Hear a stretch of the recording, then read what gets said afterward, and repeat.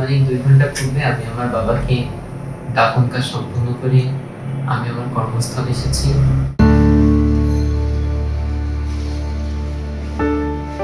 ATM বুথে রাতের ডিউটির ফাঁকে বই খুলে পড়ছে কিশোর ইসমাইল ইকন।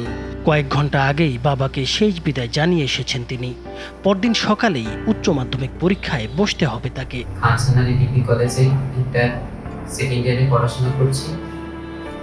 2026 ব্যাচে এসএসসি পরীক্ষার্থী আমি। আমার পরীক্ষা চলমান। একদিকে বাবাকে হারানোর অসহনীয় শোক, অন্যদিকে সংসারের পুরো দায়িত্ব। তাই চোখের জল মুছে রাত নামতেই ছুটে এসেছেন কর্মস্থলে।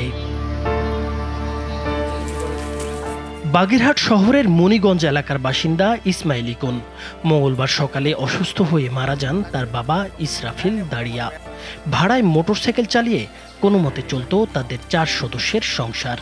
বড় ছেলে ইমন একসময় বাবার সঙ্গে মোটরসাইকেল চালিয়ে সংসারে সহযোগিতা করতেন, কিন্তু এক সড়ক দুর্ঘটনায় আহত হয়ে মানসিক ভারসাম্য হারানোর পর পরিবারের একমাত্র ভরসা হয়ে ওঠেন ছোট ছেলে ইকন।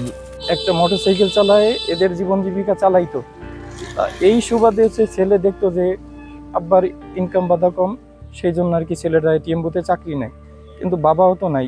ছেলে ছোট যে পড়াশোনা করে, ওর পড়াশোনাটা যাতে চালাই যেতে পারে বা ওর দিকে যদি আপনারা সবাই একটু সহৃদয় হয়ে ওরে কোনো সাহায্য করতে পারেন। ও সংসার চালাবে না লেখাপড়া করবে। এখন যদি কেউ যদি সরকার যদি ওর পাশে যদি দাঁড়ায়, তো লেখাপড়া করতে পারবে আর সংসারটাও চালাতে পারবে।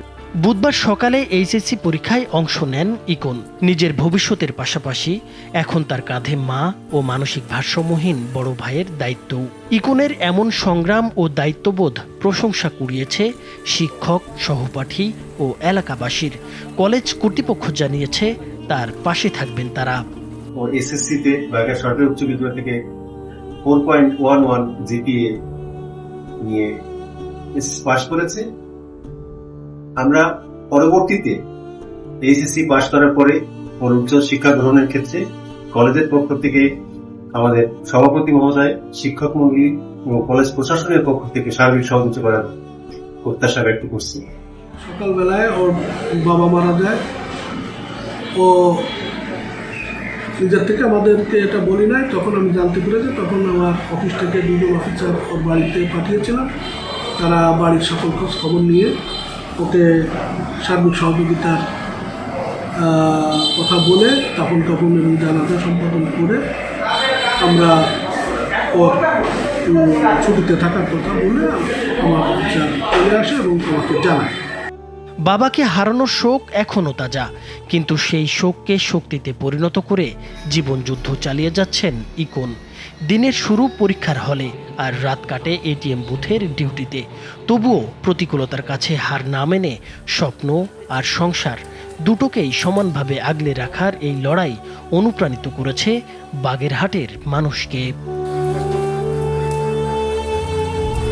নাইমুর হোসেন, মাছরাঙা টেলিভিশন।